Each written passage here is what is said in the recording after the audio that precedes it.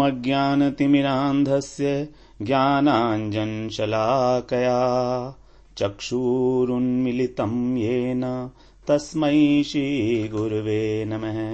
वाञ्छाकल्पतरुभ्यश्च कृपा सिन्धुभ्यैव च पतितानां पावनेभ्यो वैष्णवेभ्यो नमो नमः। नमो महावदान्याय कृष्णप्रेमप्रदायते कृष्णाय कृष्णचैतन्य नाम्ने गौरत्विषे नमः। हे कृष्ण करुणा सिंधो दीनबंधो जगत्पते गोपेश गोपिका कांत राधा कांत नमोस्तुते। तप्त कांचन गौरांगी राधे वृंदावनेश्वरी वृषभानुसुते देवी प्रणमामि हरिप्रिये। वृंदायै तुलसीदेव्यै प्रियायै केशवस्य च कृष्णभक्तिप्रदे देवी सत्यवत्यै नमो नमः। श्री कृष्ण चैतन्य प्रभो नित्यानंद श्री अद्वैत गदाधर शिवसदि गौर भक्त वृंद। हरे कृष्ण कृष्ण कृष्ण हरे हरे हरे राम राम राम हरे हरे। हरे कृष्णा। सर्वप्रथम मैं अपने गुरुपाद पद्म ओम विष्णुपाद अष्टोत्तर शत श्री श्रीमद् भक्तिवेदांत माधव गोस्वामी महाराज के चरण कमलों में अनंत कोटि दंडवत प्रणाम ज्ञापन करता हूं। हम लोग श्रीमद् भगवद गीता के चौथे अध्याय का 23वां श्लोक श्रवण किया। 23वें श्लोक में भगवान ने कर्म योग का जो प्रकरण शुरू किया था तीसरे अध्याय से, भगवान ने तीसरे अध्याय के तीसरे श्लोक में बताया था कि दो प्रकार की निष्ठाएं हैं। तो जो लोग कर्मी हैं उनकी निष्ठा कर्म योग में है और जो ज्ञानी है उनकी सांख्य योग में है। तो इस प्रकार से दो निष्ठाओं का वर्णन किया भगवान ने। और तीसरा अध्याय पूरा कर्मयोग के आचरण के ऊपर भगवान ने बताया कि कर्मयोग का आचरण करना चाहिए, उसकी आवश्यकता के ऊपर बल दिया। अब किसी भी कार्य को करने के लिए हमको उसका रहस्य समझना चाहिए, उसकी महिमा क्या है और उसके अंदर क्या क्या प्रोसेसेस हैं और वो काम हमें क्यों करें।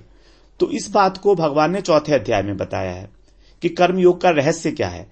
इसीलिए भगवान ने उसका नाम रखा गया था ज्ञान कर्म संन्यास योग। अर्थात कर्मयोग के अंदर जो तत्व है, जो उसका रहस्य है, उसका ज्ञान। और इसी को इस चैप्टर का दूसरा जो नाम दिया गया है उसको दिव्य ज्ञान भी कहा गया है। तो भगवान ने इसमें वो ज्ञान दिया है कि कर्मयोग हमको क्यों करना चाहिए, कारण क्या है उसका। तो 23वें श्लोक में भगवान इस कर्मयोग का एक प्रकार से उपसंहार कर रहे हैं यहां पर। अब इसके बाद भगवान जो है वो दूसरा कर्मयोग से ही रिलेटेड, क्योंकि कर्मयोग में इसमें इसी श्लोक में बताया भगवान ने यज्ञ के बारे में। और तीसरे अध्याय के 9वें श्लोक में भी बताया था यज्ञार्थात कर्मणो अन्यत्र लोकोऽयं कर्म बंधन है तदर्थम कर्म कौन्तेय मुक्त संग समाचर। और यहां पर बताया है 23वें में गत संगस्य मुक्तस्य ज्ञानावस्थित चेतसः यज्ञायाचरतः कर्म समग्रम प्रविलीयते। कि किस प्रकार कर्म जो हैं प्रविलीयते, विलीन हो जाते हैं जब यज्ञ के लिए कर्म किए जाते हैं, अर्थात भगवान की प्रीति के लिए। कैसे किए जाते हैं? आसक्ति से रहित होकर और अहंता से मुक्त होकर, कर्तापन के भाव से मुक्त होकर। तो इस श्लोक में ये भगवान का जो श्लोक है कर्मयोग का, इसमें भगवान ने कर्मयोग की परिभाषा बताई, साथ में यह भी बताया कि उसका फल क्या है। उसका फल है समग्रम प्रविलीयते, सारे कर्म जो हैं विलीन हो जाते हैं, अर्थात कर्म बंधन नाश हो जाते हैं। अब कर्म बंधन नाश होने से क्या होता है? हृदय की शुद्धि। और हृदय की शुद्धि से क्या होता है? ज्ञानावस्थित चेतसः। जो साधक है, जो कर्मयोगी है, वो ज्ञान में अवस्थित हो जाता है। यह है इसका फल। तो कर्मयोग का फल भगवान ने इस अध्याय में बड़ा क्लियरली बता दिया, ज्ञानावस्थित चेतसः, कि उसका चित्त ज्ञान में अवस्थित हो जाता है। ज्ञान में अवस्थित का मतलब हो गया वो अब स्थित प्रज्ञ हो गया, जिसकी बात भगवान ने दूसरे अध्याय में बताई थी कि स्थित प्रज्ञ के क्या लक्षण है, उसका क्या आचरण है, वो कैसे बैठता है, कैसे उठता है, कैसे बोलता है, वो सब बताया था भगवान ने। तो यहां पर ज्ञानावस्थित चेत से ज्ञान में जब साधक, जब कर्मयोगी ज्ञान प्राप्त कर लेता है तो उसमें वो अवस्थित हो जाता है, मतलब उसमें ठहर जाता है। ठहरने का मतलब क्या है? ठहरने का मतलब है कि किसी भी परिस्थिति में उसका चित्त चंचल नहीं होता, उसकी बुद्धि स्थिर हो जाती है, चाहे अनुकूल परिस्थिति हो चाहे प्रतिकूल परिस्थिति हो। उसी को बोलते हैं ज्ञान में अवस्थित होना। अब यहां चौथे अध्याय में भगवान तत्व ज्ञान की बात बताएंगे आगे। पहले यज्ञ के बारे में बताएंगे कि यज्ञ कितने प्रकार के हैं, और उसके बाद बताएंगे कि जो कर्म हैं ये सारे ज्ञान में परिसमाप्यते, ज्ञान में समाप्त हो जाते हैं। मतलब कर्म योग का फल ज्ञान है, तत्व ज्ञान। तो तत्व ज्ञान फिर कैसे प्राप्त करेंगे और उसका क्या क्या होगा, वो ज्ञान के बारे में भगवान अभी इस चौथे अध्याय में बात करेंगे। तो जो ज्ञान शब्द है, ये इसको समझ लेना चाहिए कि भगवान यहां कौन से ज्ञान की बात कर रहे हैं, क्योंकि ज्ञान अनेक प्रकार के हैं। हम लोग ज्ञान शब्द से बड़ा आकर्षित होते हैं, बड़ा फैसिनेटिंग वर्ड है ये ज्ञान। स्वाभाविक रूप से इसके प्रति आकर्षण होता है कि ज्ञान क्या चीज है। तो हम ज्ञान के बारे में एक बार चर्चा कर लें तो हमारे को आगे सुविधा हो जाएगी, हमको क्लैरिटी हो जाएगी कि किस ज्ञान की बात कर रहे हैं भगवान यहां पर ज्ञानावस्थित चेतसा में, भगवद गीता में। तो अगर हम स्टार्टिंग से इसको समझने की चेष्टा करें तो मुख्यतया 5 प्रकार के ज्ञान बताए गए हैं। सबसे पहला ज्ञान बताया है इंद्रियार्थ ज्ञान या प्रत्यक्ष ज्ञान। प्रत्यक्ष का मतलब है अक्ष, अक्ष का मतलब होता है आंखें, चक्षु, जिसको हम इंद्रियों के द्वारा ग्रहण करते हैं। इंद्रियार्थ ज्ञान या प्रत्यक्ष ज्ञान, इंद्रियों के द्वारा जो ग्रहण किया जाता है। फिर दूसरा ज्ञान आता है नैतिक ज्ञान, जो नीति से संबंधित है। तीसरा ज्ञान हो गया ब्रह्म ज्ञान। चौथा है परमात्म ज्ञान अथवा ईश्वर ज्ञान, और 5वां है शुद्ध ज्ञान अथवा भगवत ज्ञान या परमार्थ ज्ञान। ये 5 प्रकार के ज्ञान हैं जिनको हम एक बार श्रवण कर लेते हैं तो हमें समझ में आ जाएगा कि भगवान, क्योंकि भगवान ज्ञान शब्द कई जगह इस्तेमाल किए हैं और जो प्रसंग चल रहा है हमको उसी के अनुरूप उसका अर्थ लेना पड़ेगा। वहां पर भगवान ने यहां पर डिस्टिंग्विश नहीं किया हर जगह की कौन से ज्ञान की बात कर रहे हैं। वो डिस्टिंग्विश हमको करना पड़ेगा। क्यों? क्योंकि जो प्रसंग चल रहा है उसी ज्ञान से संबंधित भगवान वो बात कर रहे हैं। भगवान ने भगवत गीता में ब्रह्म ज्ञान की भी बात की है, परमात्म ज्ञान की भी बात की है और भगवत ज्ञान की भी बात की है। इन तीनों की बात भगवान ने की है यहां पर। और इसके अतिरिक्त जो 2 ज्ञान और हमने बताए, इंद्रियार्थ या प्रत्यक्ष ज्ञान और नैतिक ज्ञान, ये सांसारिक ज्ञान है। तो इसको भी हम लोग एक बार विचार कर लेते हैं कि वो किस प्रकार का है। तो 5 प्रकार के ज्ञान हुए हमारे, इंद्रियार्थ ज्ञान, नैतिक ज्ञान, ईश्वर ज्ञान, वो तीसरा है ब्रह्म ज्ञान, चौथा है ईश्वर ज्ञान या परमात्म ज्ञान, और 5वां है शुद्ध ज्ञान या परमार्थ ज्ञान, भगवत ज्ञान, भगवान के बारे में ज्ञान। क्योंकि भगवान की 3 प्रतीतियां हैं, ब्रह्मेति, परमात्मेति, भगवानीति शब्दते। वदन्ति तत्तत्विदस्स तत्वम यत् ज्ञानम अद्वयम ब्रह्मेति, परमात्मेति, भगवानीति शब्दते। श्रीमद् भागवत के अंदर आया है ये वाला श्लोक। उसमें बता रहे हैं वदन्ति तत्तत्विदस्स तत्वम, जो तत्वविद लोग हैं उन्होंने उस अद्वय ज्ञान पर तत्व को बताया है कि उसकी 3 प्रतीतियां होती हैं, अर्थात वो 3 प्रकार के लोगों के समक्ष 3 प्रकार से प्रतीत होता है उनको। और वो 3 प्रतीतियां हैं। सबसे पहली प्रतीति है ब्रह्म, उसके बाद है परमात्मा और तीसरी है भगवान। ब्रह्म, परमात्मा और भगवान। तो ब्रह्म का जो ज्ञान है उसको बोलेंगे हम ब्रह्म ज्ञान, परमात्मा का जो ज्ञान है उसको बोलेंगे परमात्म ज्ञान, और तीसरा जो भगवान का ज्ञान है उसको बोलेंगे भगवत ज्ञान अथवा शुद्ध ज्ञान अथवा परमार्थ ज्ञान। भगवत ज्ञान के तीन बात हो गई, शुद्ध ज्ञान, भगवत ज्ञान या परमार्थ ज्ञान, क्योंकि भगवान ही हमारे परम अर्थ है।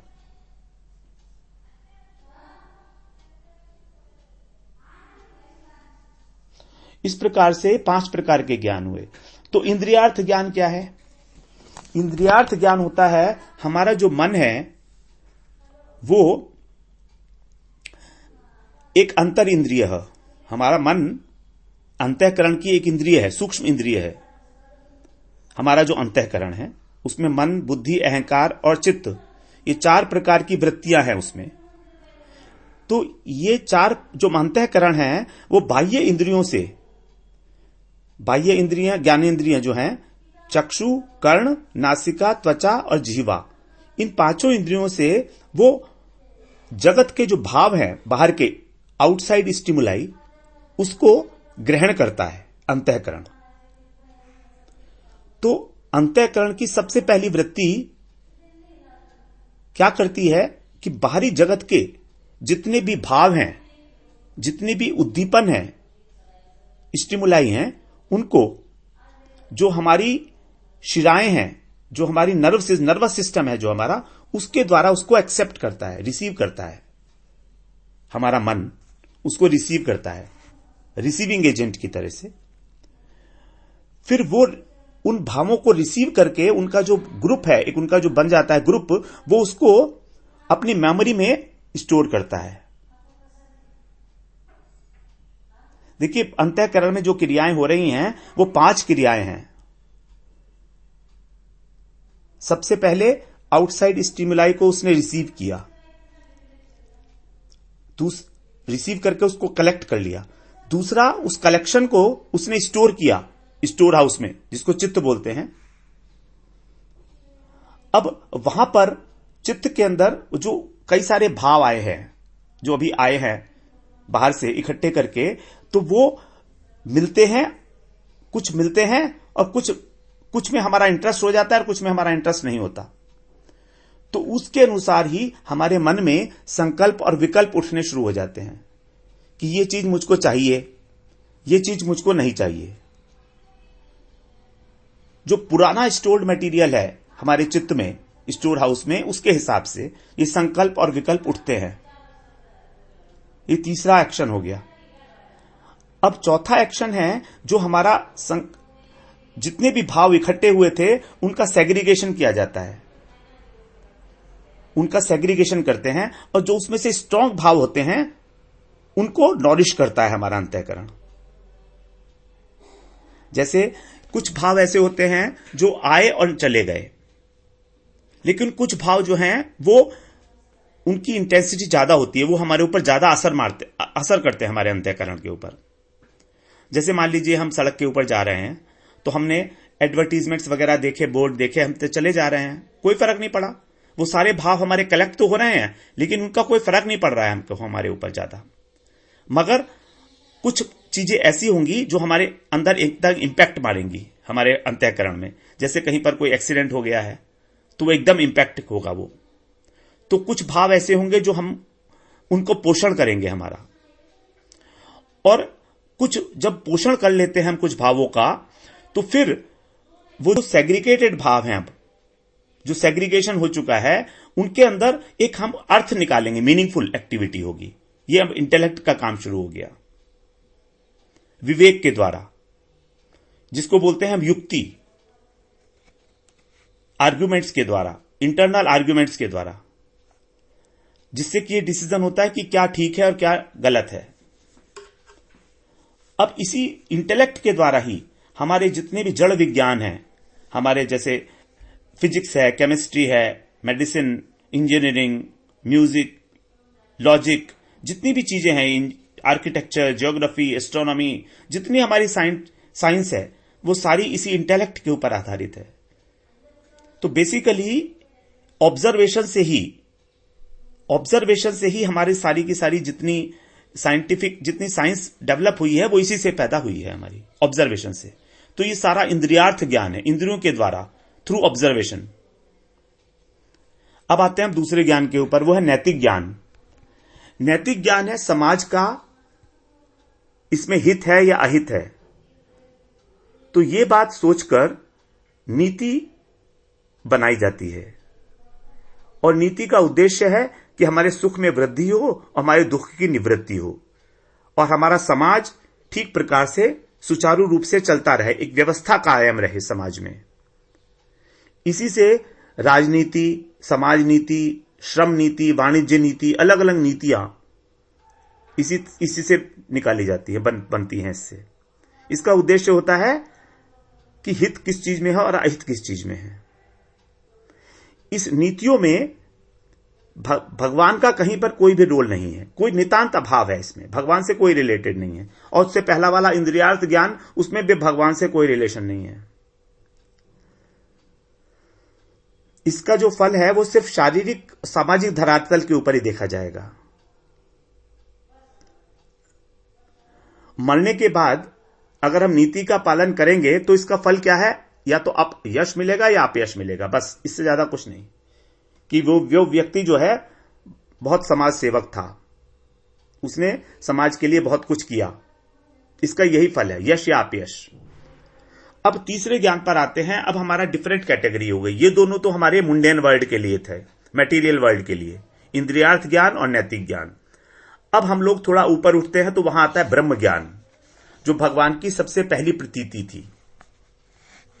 इस ज्ञान के अनुसार हम लोग ब्रह्म के बारे में जानना शुरू करते हैं। अब इसको हम लोग निर्विशेष ब्रह्म ज्ञान भी बोलते हैं, क्योंकि ब्रह्म ज्ञान का मतलब है ब्रह्म एक ऐसी वस्तु है जो भगवान की छाया है, भगवान की आभा है, प्रभा, भगवान की प्रभा को ब्रह्म बताया गया है। उसकी अपनी कोई सत्ता नहीं है, उसकी सत्ता भगवान की सत्ता से ही है। अब इस ज्ञान के अनुसार ये कुछ मान्यताएं हैं। वो मान्यता, सबसे पहली मान्यता क्या है कि जगत मिथ्या है, जबकि वास्तविकता ये नहीं है। जगत मिथ्या नहीं है। अगर जगत मिथ्या होता तो अगर हम जहर खाएंगे तो हम मरते क्यों? जगत मिथ्या नहीं है, जगत नाशवान है। जगत मिथ्या नहीं है। जैसे जादूगर का जादू जो है वो मिथ्या है, जादूगर का जादू मिथ्या है, लेकिन जगत मिथ्या नहीं है। उस प्रकार से जगत कल्पित नहीं है, जगत वास्तव में सत्य है, क्योंकि भगवान की प्रकृति जो माया है उससे बना हुआ है। तो भगवान सत्य है, उनकी माया भी अनादि है, सत्य है, और उसके द्वारा जो जगत है वो भी सत्य है, लेकिन वो नाशवान है। ये ज्ञान, ये जो ब्रह्म ज्ञान की जो क्लॉजेज हैं वो, तो ये जो जगत के बारे में उनका एक विचारधारा है कि जगत मिथ्या है, नंबर 1। नंबर 2, ब्रह्म ही एकमात्र वस्तु है, ब्रह्म ही एकमात्र वस्तु है और कुछ नहीं है। नंबर 3, जीव जो है, जीवात्मा, इसकी अपनी कोई सत्ता नहीं है। ब्रह्म ही माया से बद्ध होकर जीव बन गया है, ब्रह्म माया से बद्ध होकर जीव बन गया है। अब जब वो माया से मुक्त हो जाएगा तो ये जीव ही दोबारा से ब्रह्म बन जाएगा, और ब्रह्म बनकर वो, उसका उद्देश्य यही है कि वो माया से मुक्त होकर ब्रह्म में लीन हो जाए, यही उसका उद्देश्य है। और तीसरा, ब्रह्म कैसी वस्तु है? ना तो उसका कोई आकार है, ना उसमें कोई गुण है, और ना उसमें कोई शक्ति है। निराकार, निर्गुण और निशक्तिक है ब्रह्म। यह है उनकी विचारधारा। इसको हम बोल देते हैं जीव ब्रह्म एक के ज्ञान, ब्रह्म ज्ञान या निर्विशेष ब्रह्म ज्ञान, या जीव ब्रह्म एक के ज्ञान, कि जीव और ब्रह्म एक ही है, इसको बोलते हैं ब्रह्म ज्ञान। इसी का दूसरा नाम है मायावाद या अद्वैतवाद। और ये जो फिलॉसफी प्रोपोगेट की गई है, यह है शंकराचार्य के द्वारा प्रोपोगेटेड। आदिगुरु शंकराचार्य जो थे, उन्होंने अद्वैतवाद का सिद्धांत प्रतिपादित किया। अष्टावक्र भी इसी में आते हैं, दत्तात्रेय वो भी इसी में आते हैं, और नानक और कबीर आदि भी इसी में आते हैं। और जो थियोसॉफिकल मूवमेंट है वो भी इसी में आता है। कई सारी नीतियां, कई सारे धर्म हैं जो इसी में आते हैं मायावाद के अंदर, मायावाद या अद्वैतवाद। इनके अनुसार सब कुछ माया है, वास्तविक एक ब्रह्म ही है और बाकी कुछ नहीं है। वो कहते हैं सब कुछ माया है, इसीलिए उसको बोल देते हैं मायावाद। और अद्वैतवाद, अद्वैत का मतलब एक ही है, केवल ब्रह्म ही है और कुछ नहीं है, जीव का स्वतंत्र अस्तित्व ही नहीं है, यह है इनकी मान्यता। इसको बोलते हैं ब्रह्म ज्ञान। अब दूसरा ज्ञान आता है परमात्म ज्ञान, या उसको ईश्वर ज्ञान कह सकते हैं। ईश्वर ज्ञान, इससे जितने भी जो हमारा अष्टांग योग है, पतंजलि का जो अष्टांग योग है, वो सारी क्रियाएं और वर्णाश्रम धर्म, ये सब इसी के अंदर में आएगा। जितने भी धार्मिक कार्य किए जाते हैं ये सब इसी के अंदर आएंगे। परमात्मा, परमात्मा भगवान की दूसरी प्रतीति है। भगवान की आंशिक प्रतीति है परमात्मा। इसके बारे में भगवान ने बताया है 18वें अध्याय में।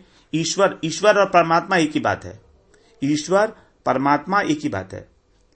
तो ईश्वर है सर्वभूतानां हृदयेशे अर्जुन तिष्ठति भ्राम्यन् भूतानि यंत्रारूढ़ानि मायया। जो हमारे हृदय में अंतर्यामी रूप से बैठे हुए हैं उसको हम बोलते हैं परमात्मा। तो यहां भगवान यही कह रहे हैं, ईश्वर है सर्वभूतानां हृदयेशे अर्जुन तिष्ठति। सब लोगों के, सारे जीवों के हृदय में ईश्वर बैठे हैं और वो अपनी माया से समस्त जीवों को उनके कर्मों के अनुसार भ्रमण करा रहे हैं। जैसा जैसा उसका कर्म है वैसा वैसा वो फल भोग रहा है उसके अनुसार। तो अष्टांग योग का उद्देश्य क्या है? अष्टांग योग का लक्ष्य होता है परमात्मा सायुज्य। जो पहले हमने बात की थी ब्रह्म ज्ञान, उसमें जो ज्ञानी है उसका लक्ष्य होता है ब्रह्म सायुज्य। ब्रह्म सायुज्य मतलब ब्रह्म में लीन हो जाना। अब जो दूसरा परमात्म ज्ञान है, इसका साधन किया जाता है योगियों के द्वारा, जो बहुत बड़े बड़े तप करते हैं या अष्टांग योग का साधन करते हैं। यम, नियम, आसन, प्राणायाम, प्रत्याहार, धारणा, ध्यान, समाधि, इसका जो अवलंबन करते हैं उनका उद्देश्य होता है या तो परमात्मा में सायुज्य या सिद्धियों की प्राप्ति। सिद्धियां 8 प्रकार की होती हैं। तो उनको अगर वो पहले रुक जाते हैं अपनी साधना में, धारणा की स्टेज पर ही सिद्धियों की प्राप्ति होने लगती है। 8 प्रकार की सिद्धियां बताई गई थी: अणिमा, महिमा, लघिमा, गरिमा, प्राप्ति, प्राकाम्य, वशित्व और ईशित्व। अणिमा में अणु रूप धारण करना, महिमा में बहुत विराट रूप धारण कर लेना, लघिमा में बहुत शरीर को हल्का कर लेना, आकाश में उड़ना, गरिमा में पर्वत के समान भारी हो जाना, प्राप्ति में भविष्य को बता देना, दिव्य दृष्टि, किसी की बात कहीं पर भी सुन लेना, किसी के मन की बात जान लेना या किसी भी रोग का इलाज कर देना, ये सब प्राप्ति है, ये सब सिद्धियां हैं। कुछ लोग हैं जो किसी भी रोग का इलाज कर देते हैं, वो सब प्राप्ति है, ये सिद्धि है उनके पास। पशु पक्षी की भाषा भी जान लेते हैं। फिर छठा है प्राकाम्य। प्राकाम्य का मतलब जल में रह सकते हैं, जैसे सौभरी ऋषि ने जल में रहकर तपस्या की थी। अदृश्य हो सकते हैं या किसी दूसरे के शरीर में प्रवेश कर ले, जैसे शंकराचार्य जी ने राजा अमरूक थे, उनके शरीर में प्रवेश कर लिया था, यह है प्राकाम्य। उसके बाद वशित्व, किसी को भी वश में कर लेना। और उसके बाद ईशित्व। ईशित्व का मतलब है मरे हुए व्यक्ति को भी जीवित कर देना। जैसे विश्वामित्र ने त्रिशंकु के लिए एक स्वर्ग का निर्माण कर दिया था, यह है ईशित्व। इसमें ईशत्व आ जाता है, ईश्वरपन आ जाता है। तो 8 प्रकार की जो सिद्धियां हैं, ये सब हनुमान जी के अंदर ये 8 प्रकार की सिद्धियां पूर्ण रूप से विराजमान है। तो ये है अष्टांग योग का फल। अष्टांग योग का फल जब धारणा स्टेज हो, उसी स्टेज के ऊपर हमको इस सिद्धियों की प्राप्ति होनी शुरू हो जाती है। और इसी को भगवान ने परमात्मा को ही तत् कह के संबोधित किया है भगवद गीता में। तत्प्रसादात पराम शांतिम स्थानम प्राप्यसी शाश्वतम। 18वें अध्याय का 62वां श्लोक है। उसमें भगवान बता रहे हैं तमेव शरणम गच्छ सर्वभावेन भारत। ईश्वर है सर्वभूता नाम के अगला वाला श्लोक जो है, पहले तो बताया भगवान ने कि ईश्वर सबके हृदय में रहता है, 61वां श्लोक 18वें अध्याय का। उसके बाद बता रहे हैं तमेव शरणम गच्छ, अर्थात तू उसी परमात्मा की शरण में जा, सर्वभावेन भारत, हब सब प्रकार से। फिर क्या होगा? तत्प्रसादात, परमात्मा की कृपा से, उन परमात्मा की कृपा से तुझको परम शांति की प्राप्ति होगी, परम धाम की प्राप्ति होगी। स्थानम प्राप्यसी शाश्वतम। तो यह है परमात्म ज्ञान। तो परमात्मा को तत् शब्द कह के भी संबोधित किया गया है। देखिए दो प्रकार के बताए गए हैं, दो प्रकार के तत्व बताए गए हैं, तत्पदार्थ और त्वम पदार्थ। तत्पदार्थ है परमात्मा और त्वम पदार्थ है जीव। तत्पदार्थ परमात्मा है और त्वम पदार्थ है जीव। तो जहां पर तत्व की बात होती है उसको अधिकांश रूप से परमात्मा के रूप में स्वीकृत किया जाता है। कई बार वहां भगवान से भी अर्थ लिया जाता है उसका, लेकिन अधिकतर परमात्मा से ही समझा जाएगा, क्योंकि जहां भगवान अपने को संबोधित करेंगे वहां वो मत बोलेंगे।